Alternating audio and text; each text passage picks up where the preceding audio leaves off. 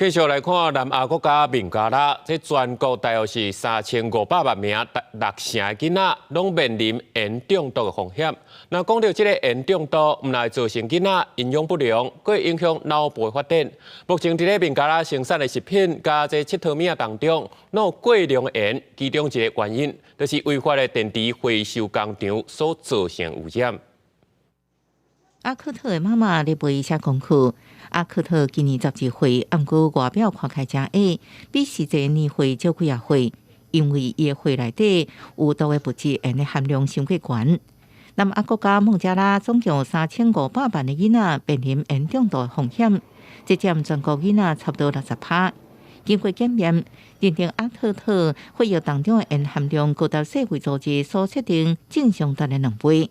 这造成囡仔严重不可逆的智力伤害。কি হবো মানে কেমনি হইবো কোনভাবে এটা ভালো হইবো এটাই তো আমার দরকার যে আমার বাচ্চাদের তাড়াতাড়ি ভালো হয় সুস্থ হয় এটাই আমি চাই সবসময় যে ওই শিশার জন্য আমার বাচ্চার ক্ষতি হয়েছে সবার বাচ্চাই ভালো আমার বাচ্চার এরকম ক্ষতি হইলো আমার বাচ্চা গেছে বুঝেই মানে আমার বাচ্চার আমার বাচ্চা যদি না গেতো তো আমার বাচ্চার এরকম সমস্যা হইতো না。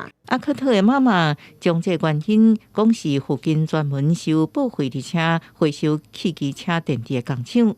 虽然即马已经关起，毋过说好这土地甲空气严重遭到污染。附近居民甲社区卫教人员也讲，这间工厂为2015年以来一直非法生产烟头电池、碳底醇，这也互这囡仔出现体重减轻、较会上课无专心、甲犯错这症头。毋过严重度是无形的，所以囡仔妈妈无法度意识这问题。可能讲随时爱洗手，而且提供营养的食品。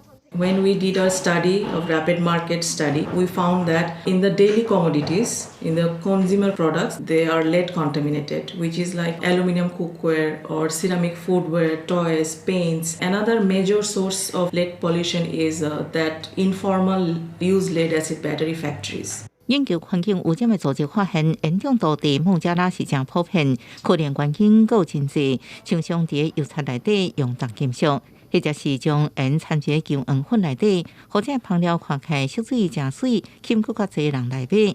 当然，也有非法电池回收工厂这问题。啊，毋过因为市场需求太悬，这种类型工厂在孟加拉各地是增加真紧。公司新闻新竹报报道。